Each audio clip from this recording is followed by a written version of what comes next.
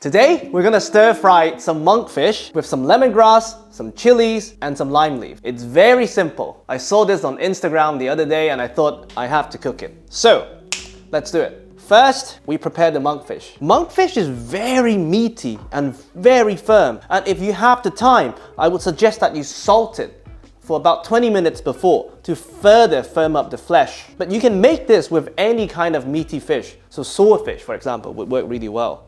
So, we just want to cut them into large cubes. First, we go straight down the middle and just chunky pieces now. And you have to factor in shrinkage. They look like extra large scallops. Now, we're ready to cook. Very hot wok.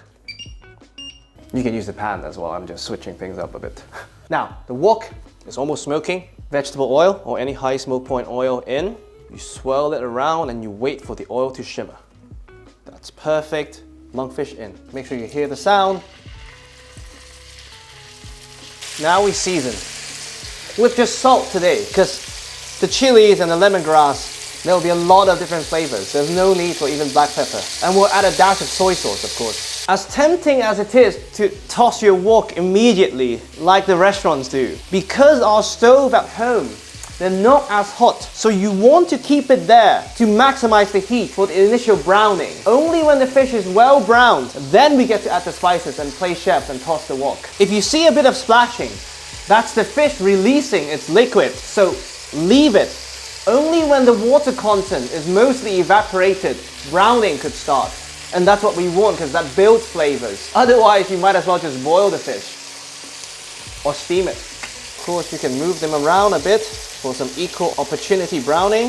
If the evaporation is taking too long, what you can do is first you lower the heat by a tiny bit, you drain off the excess moisture, and very importantly, you add a bit more vegetable oil and you bring it back to high heat. The reason why some Asian restaurants, they shallow fry their fish before stir frying is to remove the excess moisture. And we do this again until we have no more moisture.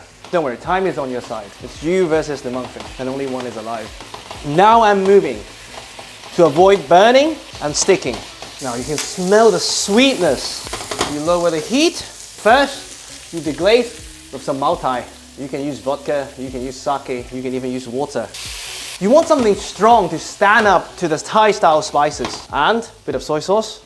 You lower the heat so the soy sauce doesn't burn, and you want it to take on the color of the soy. Use light soy sauce, by the way, because this is fish after all. Now, last minute before serving, back to high heat. You want the dish to be dry. You want the spices to have the dry heat.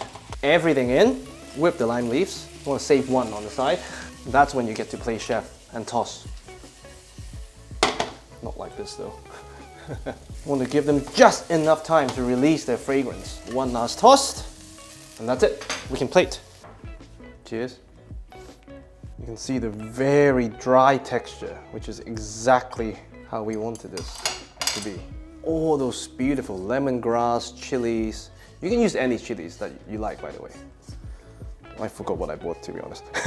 And the reason why I saved one is because I like very fresh lime leaves. So the ones we cooked imparted a deeper flavor, but for some freshness, always at the very end, I like to just cut them extremely thin and finish them on top. If they're not in season, you can buy them frozen. It is one of my favorite smells. And there you have it. Monkfish stir-fried with lemongrass, lime leaf, and chilies.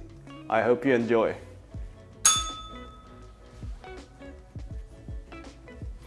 I'm drunk already. Where's my glass?